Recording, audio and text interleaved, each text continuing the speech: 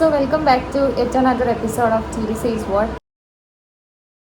കുറച്ച് കുട്ടികൾ നമ്മളോട് ചോദിച്ചിട്ടുണ്ടായിരുന്നു അവസാനത്തെ 2 മാസം കൊണ്ട് നമ്മൾ എങ്ങനെയാണിത് പ്രിപ്പയർ ചെയ്യുക. അതായത് എൻ്റെ മാർക്ക് ഇപ്പം ഒരു 500 ഉള്ളൂ, 500 എങ്ങനെയാണ് 600 എത്തും എന്നുള്ള കുറേ പേര് ഡൗട്ട് ചോദിച്ചിരുന്ന ഒരു കാര്യമാണ്. സോ നീറ്റിന് ബേസിക്കലി നമ്മൾ ചെയ്തിരിക്കേണ്ട അല്ലെങ്കിൽ ഞങ്ങൾ ചെയ്തിട്ടുള്ള ഒരു 6 കാര്യങ്ങളുണ്ട്. സോ 6 ടിപ്സ് പോലെ ഞങ്ങളിപ്പോൾ ഷെയർ ചെയ്യാം. So tip number 1, plan this 2 months. ഇനിയുള്ള ഈ 2 മാസം നമ്മൾ 1+1 month ആയിട്ട് ഡിവൈഡ് ചെയ്യുക. ഫസ്റ്റ് മന്തിൽ നമ്മൾ ഇനിയില്ല ഇപ്പം നമുക്ക് വീക്ക് ആയിട്ടുള്ള ടോപ്പിക്സ് ഏതൊക്കെയാണെന്ന് കണ്ടുപിടിച്ച് അത് എഴുതി വെച്ച് അത് സ്ട്രോങ് ആക്കാനുള്ള ഒരു പീരീഡ് ആയിട്ട് ഈ 1 month കാണാം. അത് മാത്രമല്ല അതിൻ്റെ കൂടെ ബാക്കിയുള്ള ടോപ്പിക്സ് റിവൈസ് ചെയ്യണം, ക്വസ്റ്റ്യൻ ചെയ്യണം. ഇതിന് വേണ്ടിയിട്ടുള്ള ഒരു ഷെഡ്യൂൾ ഉണ്ടാക്കുക. ഒരു ദിവസത്തെ സ്റ്റഡി ടൈം എടുത്തു കഴിഞ്ഞാൽ അതിനെ നമ്മളിപ്പം 3 ആയിട്ട് ഡിവൈഡ് ചെയ്യും. ഫസ്റ്റ് പാർട്ടിൽ നമ്മൾ നമ്മുടെ വീക്ക് പോയിന്റ്സ് ക്ലിയർ ചെയ്യാൻ വേണ്ടിയിട്ടാണ് എടുക്കുക. പിന്നെയുള്ള ഒരു സെക്കൻഡ് പാർട്ടിനകത്ത് നമ്മൾ ക്വസ്റ്റ്യൻ പേപ്പർ ചെയ്ത് വെക്കും. അതായത് മിനിമം ഒരു ക്വസ്റ്റ്യൻ പേപ്പറെങ്കിലും നമ്മൾ ചെയ്തിട്ടുണ്ടാവണം. അത് കഴിഞ്ഞുള്ള തേർഡ് പാർട്ടിൽ നമ്മൾ ഈ ക്വസ്റ്റ്യൻ പേപ്പറിൽ നമുക്ക് പറ്റിയ മിസ്റ്റേക്കുകൾ കറക്റ്റ് ചെയ്യുക. അത് ആക്ച്വലി നല്ല സമയം എടുക്കുന്ന ഒരു കാര്യമാണ്. അത് നമ്മൾ സമയമെടുത്ത് തന്നെ ചെയ്തിട്ടുണ്ടാവണം.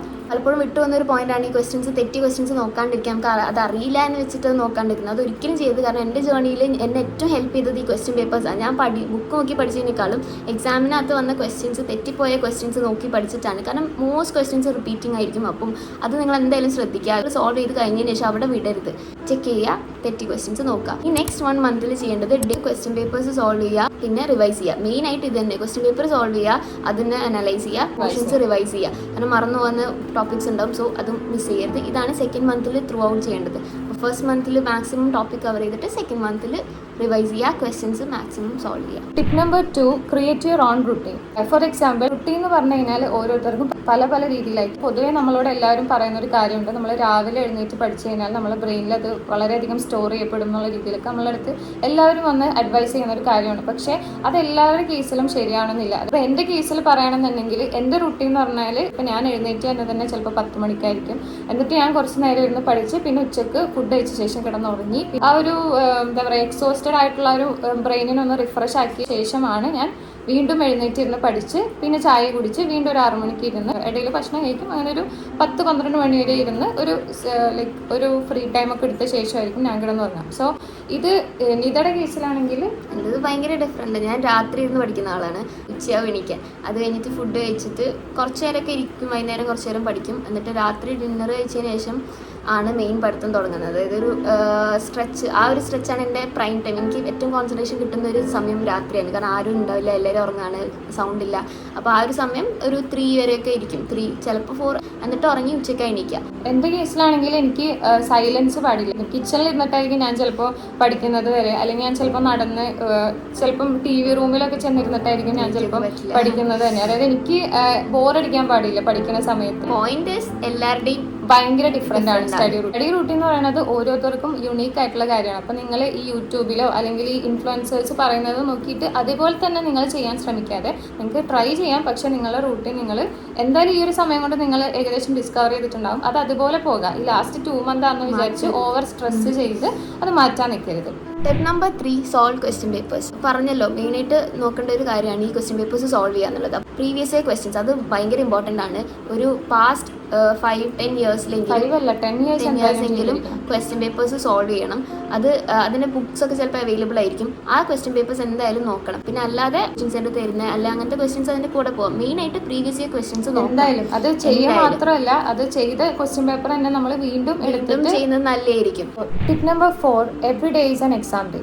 അതായത് നമ്മളുടെ ഈ ലാസ്റ്റ് 1 month നമ്മൾ ക്വസ്റ്റ്യൻ പേപ്പർ ചെയ്യണം എന്ന് പറഞ്ഞല്ലോ. ഒബ്വിയസ്ലി നമ്മൾ ആ ക്വസ്റ്റ്യൻ പേപ്പർ ചെയ്യുന്ന സമയം നീറ്റിൻ്റെ നോർമൽ സമയമായ ഉച്ചയ്ക്ക് 2 മണി തൊട്ടുള്ള 5 മണി ആ ഒരു 3 hour കണ്ടിന്യൂസ്ലി നിങ്ങൾ പ്രോപ്പർലി നിങ്ങളുടെ എക്സാം ഹാളിൽ നിങ്ങൾ ഇരിക്കുന്നത് അതേപോലെ റീക്രിയേറ്റ് ചെയ്ത് നിങ്ങൾ നിങ്ങളുടെ റൂമിൽ സെറ്റ് ചെയ്യുക. അതായത് പ്രോപ്പർലി 3 മണിക്കൂർ ടൈമറും അതേപോലെ ഒരു ഡിസ്ട്രാക്ഷൻസും ഇല്ലാതെ നിങ്ങൾ നിങ്ങളുടെ റൂമിൽ ഒറ്റയ്ക്ക് ഇരുന്ന് യാതൊരുവിധ ഡിസ്ട്രാക്ഷൻസും ഇല്ലാതെ ഫോൺ പോലും അടുത്ത് വെക്കാത്ത രീതിയിൽ നിങ്ങൾ ആ 3 മണിക്കൂർ യൂസ് ചെയ്യണം. ആ എക്സാമിൽ എങ്ങനെയാണോ ഇരിക്കുക അതേപോലെ. ഇത് നിങ്ങൾ 1 month കറക്റ്റ്ലി നിങ്ങളിത് ഫോളോ ചെയ്യുകയാണെന്നുണ്ടെങ്കിൽ ഒബ്വിയസ്ലി നിങ്ങളുടെ എക്സാം ഡേയുടെ അന്ന് നിങ്ങൾക്ക് ടെൻഷൻ, നിങ്ങളുടെ ആ ഒരു സ്ട്രെസ്സ് പകുതി നിങ്ങൾക്ക് കുറഞ്ഞു കിട്ടും. കാരണം നമ്മൾ എല്ലാ ദിവസവും ഇത് പ്രാക്ടീസ് ചെയ്ത് പോയി കഴിഞ്ഞാൽ എക്സാമിൽ ഇരിക്കുന്ന സമയത്ത് നമുക്കിതൊരു പുതുമയായിട്ട് നമുക്ക് തോന്നില്ല. എക്സാമിനും ഹെൽപ്പ് ചെയ്യും. പിന്നെ നമ്മുടെ മാക്സിമം ഇൻവോൾവ്മെന്റ് കൊടുത്തിട്ട് എക്സാം ചെയ്യാനും പറ്റും. ഈ ക്വസ്റ്റ്യൻ പേപ്പറിലേക്ക് നമ്മൾ ഫുൾ ഇടാനും പറ്റും. അത് ലാസ്റ്റ് എക്സാമിനും ഭയങ്കര ഹെൽപ്ഫുൾ ആവും. Tip number 5, focus on NCERT. ഇത് ആക്ച്വലി എല്ലാവരും പറയുന്ന ഒരു കാര്യമാണ്, നിങ്ങൾ കേട്ടിട്ടും അടുത്തിട്ടുണ്ടാകും NCERT ഫോക്കസ് ചെയ്യാന്നുള്ളത്. പക്ഷേ അതിൻ്റെ importance is very very big. അതായത് നിങ്ങൾ ഈ എക്സാം കഴിയുമ്പോഴാണ് അത് മനസ്സിലാവുക. എൻ്റെ ഒരു എക്സ്പീരിയൻസിൽ നിന്ന് എൻ്റെ റിപ്പീറ്റർ ലൈഫ്, ഞാൻ റിപ്പീറ്ററാണ്, പക്ഷേ എൻ്റെ റിപ്പീറ്റർ ലൈഫിൽ എനിക്ക് പറ്റിയൊരു വലിയ മിസ്റ്റേക്ക് എന്ന് പറയുന്നത് ഞാൻ NCERT ഫോളോ ചെയ്യാതെ പോയി എന്നുള്ളതാണ്. ഇപ്പോൾ കുറച്ചും കൂടെ പ്യുവർലി NCERT ബേസ്ഡ് ആയതുകൊണ്ട് കുട്ടികൾ NCERT ആയിരിക്കാം ഫോളോ ചെയ്യുന്നത്. പക്ഷെ അന്ന് നമ്മളുടെ ആ ഒരു എക്സാം തൊട്ടിട്ടാണ് NCERTനെ ഇത്രയ്ക്കധികം ഇമ്പോർട്ടൻസ് കൊടുത്ത് നീറ്റ് വരാൻ തുടങ്ങിയത്. അപ്പോൾ അതുകൊണ്ട് തന്നെ ആ ഒരു ടൈമിൽ എനിക്ക് പറ്റിയൊരു ഏറ്റവും വലിയ മിസ്റ്റേക്ക് ആയിരുന്നു. എൻ്റെ ഒരു കൊല്ലം പോകാനുള്ള മെയിൻ റീസൺ തന്നെ ഞാൻ NCERTനെ അത്രയധികം വായിച്ചില്ല എന്നുള്ളതാണ്. വായിച്ചിട്ടുണ്ട്, പക്ഷേ അത്രയധികം വായിച്ചിട്ടില്ല. അതായത് നമ്മൾ വിചാരിക്കും നമ്മൾ ഇത്ര തവണ ഒരു 5 വട്ടം വായിച്ചതല്ലേ, നമ്മൾ ഇനിയും വായിക്കണം എന്നൊക്കെ നമ്മൾ വിചാരിക്കും. പക്ഷേ നമ്മൾ ഓരോ തവണ ഇത് വായിക്കുമ്പോഴും നമുക്ക് ഓരോ പുതിയ പോയിന്റ്സ് നമുക്ക് കിട്ടിക്കൊണ്ടിരിക്കും. നമ്മൾ തന്നെ ആലോചിക്കും ഇതെങ്ങനെ നമ്മൾ കഴിഞ്ഞ തവണ മിസ്സാക്കി എന്നുള്ളതൊക്കെ നമ്മൾ തന്നെ ആലോചിക്കും. അതിൽ ഒരുപാട് പിക്ചേഴ്സ് ഒക്കെ ഉണ്ടാകും. ചിലപ്പോൾ ഓരോ മരുന്നുകളുടെ ആണെങ്കിലും ഒക്കെ പിക്ചേഴ്സ് ഉണ്ടാകും. അതിൽ ഓരോ പാർട്സും നിങ്ങൾ അതിൽ എഴുതിക്കുന്ന ഓരോ പോയിന്റുകളാണെങ്കിലും ഈവൻ ചിലപ്പോൾ മരുന്നിൻ്റെ മുകളിൽ ഡോസ് അടക്കം ചിലപ്പോൾ അതിൽ എഴുതിയിട്ടുണ്ടാകും. ചിലപ്പോൾ നമ്മളുടെ ആ ഒരു പാരഗ്രാഫിൽ അത് മെൻഷൻ ചെയ്തിട്ടുണ്ടാവണമെന്നില്ല. പക്ഷെ നിങ്ങളത് ആ ഒരു പിക്ചറിനെ മനസ്സിലാക്കിയെടുത്ത് പഠിച്ചിട്ടുണ്ടാവണം. Tip number 6, trust the process. ഇപ്പോഴത്തെ നിങ്ങളുടെ സീറ്റ് വെച്ചിട്ട് മാർക്ക് കുറവാ അല്ലെങ്കിൽ ഇത്ര മാർക്കേ ഉള്ളൂ എന്ന് വെച്ചിട്ട് അതാണ് ഫൈനൽ എന്ന് വിചാരിച്ചിരിക്കരുത്. ഇതൊരു ഗ്രാജുവൽ ആയിട്ടുള്ള പ്രോസസ്സാണ്. ഇനിയുള്ള ടൈം നമ്മൾ അതിനകത്തേക്ക് എഫേർട്ട് ഇട്ടാൽ ഇത് മാറും. It will change. നമ്മൾ ഇപ്പോഴത്തെ ലെവലായിരിക്കില്ല ഇനി 2 മാസം കഴിഞ്ഞിട്ട് നമുക്ക് എക്സാം ഉണ്ടാവുക. എൻ്റെതെന്നൊക്കെ പറയുമ്പോൾ അതൊരു ഭയങ്കര ഗ്രാജുവൽ ആയിട്ടുള്ള ഒരു പ്രോഗ്രസ് ആയിരുന്നു. ഒറ്റയടിക്ക് 600ലേക്ക് എത്തതല്ല. ഇത് കൂടി കൂടി കൂടി മെല്ലെ മെല്ലെയാണ് അവിടെ എത്തിയിട്ടുള്ളത്. ആയിരുന്നു അത്. പിന്നെ എക്സാം ചെയ്ത് എക്സാം അടുത്താണ് 600 എത്തിയത്. അപ്പോൾ അതേപോലെ നിങ്ങളിൽ തന്നെ വിശ്വസിക്കുക. ഇപ്പോഴത്തെ ലെവൽ നോക്കിയിട്ട് ഡൗൺ ആവരുത്. പഠിക്കുക, നിങ്ങളുടെ എഫേർട്ട് ഇടുക. It will change. Tip number 7, stress free ആയിട്ട് പോവുക. യെസ്, അത് വളരെ ഇമ്പോർട്ടൻ്റ് ആയിട്ടുള്ള കാര്യമാണ്. അതായത് നിങ്ങൾ എത്ര പഠിച്ചാലും നിങ്ങളുടെ എക്സാമിൻ്റെ അന്ന് നിങ്ങൾ ടെൻഷൻ അടിച്ച് കഴിഞ്ഞാൽ നമ്മൾ വിചാരിക്കുന്ന പോലെ നമുക്ക് എക്സാം എഴുതാൻ പറ്റണമെന്നില്ല. സ്റ്റഡി ടൈമിൻ്റെ ഇടയിലാണെങ്കിലും നമ്മളൊരു ബ്രേക്ക് നമ്മൾ സ്വന്തമായിട്ട് കണ്ടുപിടിച്ചിട്ടുണ്ടാവണം. അതായത് ഈ ഒരു ബ്രേക്കിൻ്റെ സമയത്ത് നമ്മൾ വീണ്ടും ഈ MBBSൽ കൊള്ളാം അല്ലെങ്കിൽ നീറ്റിൻ്റെ മോട്ടിവേഷൻ കണ്ട് സമയം കളയാന്ന് ഞാൻ പറയില്ല. ചെയ്യിപ്പിക്കരുത് നമ്മളെ കൊണ്ട്. ലൈക്ക് അതിന് തന്നെ കണ്ട് അതായത് നമുക്കിപ്പോൾ പഠിക്കാൻ പറ്റുന്നില്ല എന്നുള്ളൊരു സിറ്റുവേഷൻ ആണെന്നുണ്ടെങ്കിൽ, നോർമലി ഉള്ളൊരു സ്റ്റഡി റൂട്ടീനിൽ നമുക്ക് പഠിക്കാൻ പറ്റുന്നില്ല എന്നുണ്ടെങ്കിൽ മോട്ടിവേഷൻ വീഡിയോ കാണുന്നതിൽ പ്രശ്നമില്ല. പക്ഷേ നമ്മൾ ഓൾറെഡി പഠിച്ചുകൊണ്ടിരിക്കുകയാണ്. അപ്പോൾ നമ്മൾ വെറുതെ നമുക്കൊരു ബ്രേക്കിൻ്റെ ഒരു സമയം ഉണ്ടാവണം. അതില്ലെങ്കിൽ നമ്മൾ വെച്ചിരിക്കണം എന്തായാലും ഒരു ബ്രേക്ക് ടൈം. അപ്പോൾ ആ സമയത്ത് നമ്മൾ ഈ വീണ്ടും നമ്മൾ ഈ ടെഡ് ടോക്സ് ആണെങ്കിലും മോട്ടിവേഷൻ വീഡിയോസൊക്കെ കണ്ടു കഴിഞ്ഞാൽ നമ്മളെ ബ്രെയിൻ വളരെയധികം അതിലിങ്ങനെ ഓവർവെൽഡ് ആയിട്ട് പോകും. അതായത് എപ്പോഴും നമ്മൾ ഒരേ കാര്യത്തിനെ പറ്റി ചിന്തിച്ച് കഴിയുമ്പോൾ നമ്മുടെ മനസ്സിന് തന്നെ ഒരു എക്സോസ്റ്റഡ് ആയിട്ടുള്ള ഒരു ഫീലിംഗ് വരുമല്ലോ. അപ്പോൾ അങ്ങനെ നമ്മൾ ഒരിക്കലും അല്ലെങ്കിൽ ആ ഒരു സ്ട്രെസ് അത് വീണ്ടും ക്രിയേറ്റ് ചെയ്യുന്നുണ്ടാവുള്ളൂ. അപ്പോൾ നമ്മൾ ഏറ്റവും കൂടുതൽ അങ്ങനെയുള്ള ബ്രേക്ക് ടൈമിൽ നമ്മളെ മൈൻഡ് ഡിസ്ട്രാക്ട് ചെയ്യാനാണ് നോക്കേണ്ടത്.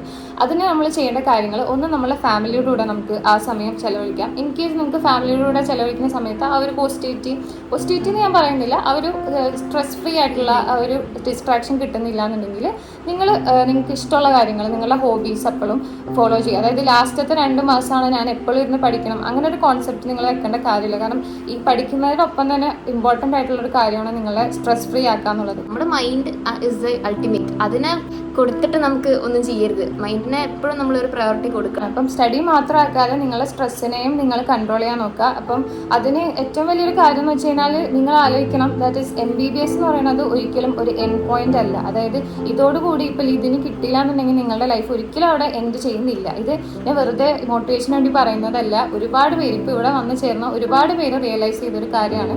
ഇതല്ലെങ്കിൽ ഒരുപാട് ഓപ്ഷൻസ് നമ്മുടെ ലൈഫിലുണ്ട്.